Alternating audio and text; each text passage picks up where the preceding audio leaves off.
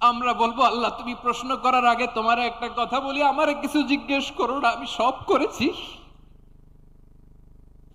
এমন কোন পাপ নাই যে পাপ আমারে দিয়ে হয় নাই। তোমার রহমত দিয়ে তুমি জান্নাতে পাঠাবা, তোমার দয়ায় জান্নাতে যেতে চাই, আমল দিয়ে না। পারবেন বলতে?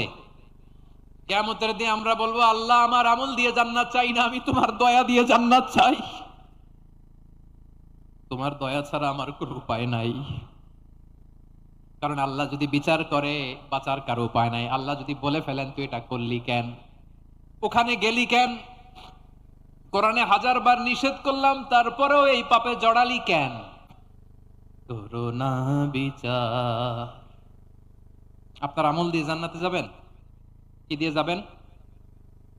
আল্লাহর দয়া দিয়ে। আল্লাহর রহম আর দয়া ছাড়া কেউ জান্নাতের চেহারাও দেখতে পাবে না।